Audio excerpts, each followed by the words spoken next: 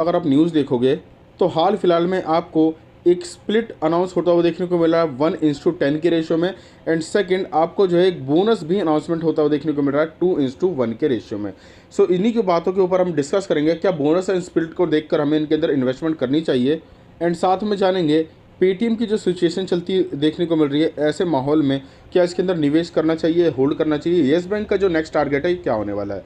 सो उससे पहले बता दूं, चैनल के ऊपर पहली बार विजिट किया हो तो सब्सक्राइब करके बेल आइकन को हिट कर देना एंड ऑल पर जरूर सेलेक्ट करना, ताकि डेली बेसिस पे जो भी हमारी वीडियोस होती हैं, अपडेट्स होते हैं, आप बिल्कुल भी मिस ना करें। सबसे पहले हम डिस्कस कर लेते हैं 97 कम्युनिकेशन के बारे में, जिसको नॉर्मली सब पेटीएम शेयर के नाम से जानते हैं। अब इसके अंदर देखोगे तो आज के दिन जो है वापस से नेगेटिव ट्रेंड देखने को मिल रहा है। स्टॉक की ओपनिंग भी डाउन साइड हुई और स्टॉक थोड़ा सा ऊपर गया और उसके बाद जो है वापस से गिरावट देखने को मिल रही है।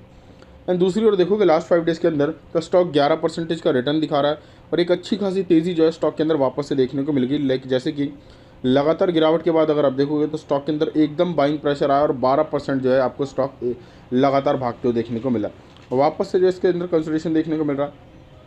तो इस शेयर के अंदर आप सीधे बात ये समझ लीजिए, जब company quarter to quarter loss कर रही है और लगातार गिरावट दिखा रही है तो जाहिर सी बात है निवेश करने लायक बिल्कुल नहीं है। अभी अगर आप ध्यान दो लास्ट 6 मंथ के चार्ट में, जब से कंपनी लिस्ट हुई है 1500-1600 की लिस्टिंग थी और करीब 1900 का कंपनी ने हाई लगाया और वहाँ से लगातार गिरती हुई दिखाई दे रही है।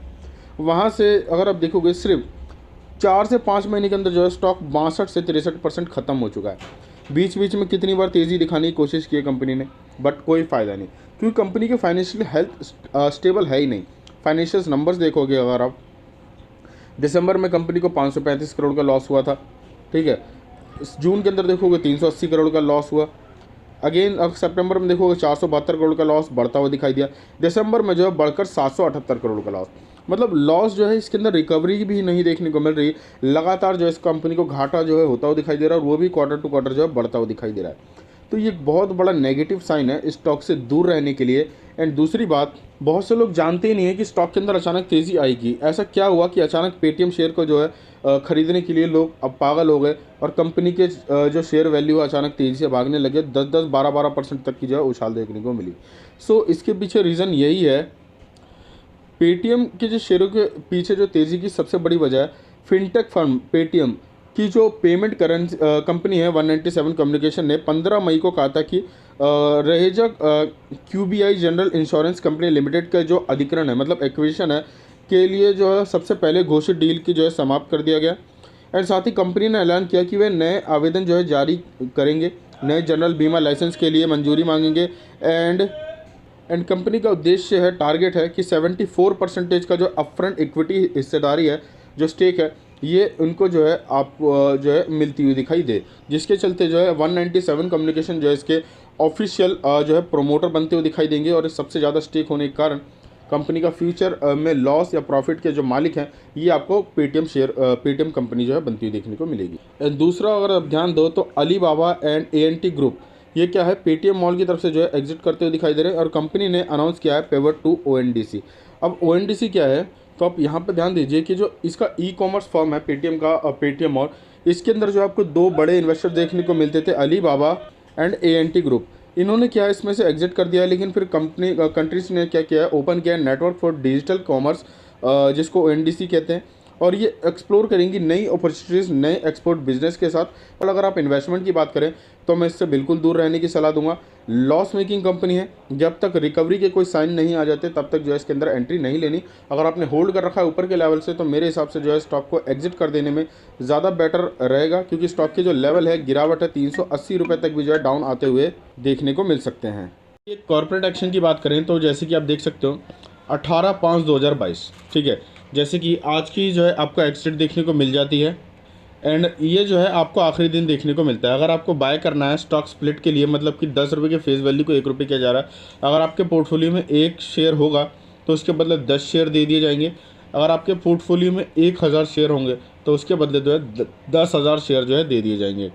सो आपको बेनिफिट्स तो शेयर्स के लिए काफ़ी अच्छा खासा होगा, लेकिन क्या इस स्प्लिट को देखते हुए हमें इन्वेस्टमेंट करना चाहिए? क्योंकि बहुत से ऐसे स्टॉक हैं, दिग्गज स्टॉक्स हैं, लाइक IRCTC हो गया, इसने भी स्प्लिट दिया था 1:5 का, लेकिन आज तक देखोगे उसके बाद जो ये बढ़ा ही नहीं है। तो क्या इसके अंदर हमें निवेश करना चाहिए? तो उसके लिए अगर आप ध्यान दो इस कंपनी के ऊपर, तो मात्र 7 रुपये 65 पैसे का स्टॉक है। ठीक है, एक पेनी स्टॉक है 7 रुपये 65 पैसे का, जो कि आपको डे ट्रेडिंग में देखने को मिल रहा है और प्रीवियस क्लोज के आसपास जो है डाउन आता हुआ दिखाई दिया है। 1% की गिरावट जो है अभी भी इसके अंदर लाइव देखने को मिल रही है, जिसका नाम है गारमेंट मंत्रा लाइफस्टाइल लिमिटेड। अगर आप ध्यान दें तो बहुत सी जगह जो है ये आपको जंक्शन फैब्रिक के नाम से भी जो है देखने को मिल जाता है। सो कंफ्यूज नहीं होना, दोनों ही स्टॉक एक है। 7 रुपये का पेनी स्टॉक है, जो कि आपको 1:10 का जो है आपको स्प्लिट देता हुआ दिखाई दे रहा है। लेकिन हम बात करें फाइनेंशियल्स की कंडीशन की, तो अभी देख सकते हो लेटेस्ट क्वार्टर के अंदर जो है इसका प्रॉफिट 140% की ग्रोथ के साथ जो है 3.1 करोड़ का निकल कर आया है। मार्च के अंदर देखोगे तो 5.13 करोड़ का प्रॉफिट था, जून के अंदर 1.8 करोड़, सितंबर के अंदर 2.66 करोड़ एंड दिसंबर के अंदर देखोगे तो 3.1 करोड़। तो देखा जाए तो कंपनी जो है प्रॉफिटेबल है और इसके अंदर डेफिनेटली आप चाहें तो एक अच्छा खासा इन्वेस्टमेंट कर सकते हैं। और डेफिनेटली स्प्लिट के लिए भी चाहें तो इसके अंदर निवेश करके जो है अगर आपको प्रॉफिट होता है फ्यूचर में, तो अपना कैपिटल जो है इसके अंदर से निकाल सकते हैं। क्योंकि गारमेंट मंत्रा की बात करें तो डेफिनेटली सबसे पहली बात, एक ऑलरेडी मल्टीबैगर स्टॉक के रूप में देखने को मिल चुका है। जब से लिस्ट हुआ है स्टॉक के अंदर काफ़ी बड़े भारी गिरावट देखने को मिल चुकी है अभी हाल फिलहाल में, जैसे ही मार्केट क्रैश हुआ था। और ये स्प्लिट के बाद जो है स्टॉक की वैल्यू जो है काफ़ी डाउन जाती हुई देखने को मिलेगी और बहुत से लोग जो इसके अंदर इन्वेस्टमेंट करेंगे वॉल्यूम्स को लेकर। ठीक है, सो मेरे हिसाब से जो है इसके अंदर इन्वेस्टमेंट करना चाहिए, क्योंकि टेक्सटाइल इंडस्ट्री से बिलोंग करने वाली कंपनी है जो कि फ्यूचर में एक अच्छी खासी ग्रोथ के साथ देखने को मिल सकती है और प्रॉफिटेबल बिजनेस है, नंबर्स काफ़ी अच्छे खासे हैं। तो डेफिनेटली आप चाहें तो इसके अंदर 1000-2000 रुपये लगाकर स्प्लिट के बाद भी इसको होल्ड कर सकते हैं। नेक्स्ट हम डिस्कस करने जा रहे हैं येस बैंक शेयर के ऊपर। अभी इसके ऊपर अगर आप ध्यान दोगे तो 13.95 रुपये की जो है प्राइसिंग देखने को मिल रही है। स्टॉक जो है आपको ये पूरे दिन जो है आपको साइडवेज ट्रेड करता हुआ देखने को मिला, प्रीवियस क्लोज के आसपास जो है डाउन भी चला गया। लेकिन अचानक अगर आप देखोगे तो स्टॉक के अंदर करीब करीब 1 रुपये की जंप आई है एकदम इसके डाउन से, अगर अपर मूवमेंट की हम बात करें। तो पॉजिटिविटी की बात करें तो इसके अंदर अचानक से हमें देखने को मिली, अचानक से जो इसका मार्केट डेप्थ भी जो है पॉजिटिव हुआ है। इवन दूसरी ओर देखोगे तो निफ्टी 50 भी आपको जो है पॉजिटिव ट्रेंड से जो है नीचे आती हुई देखने को मिली, साइडवेज ट्रेड करती हुई देखने को मिली एंड इसने प्रीवियस क्लोज को तोड़ दिया।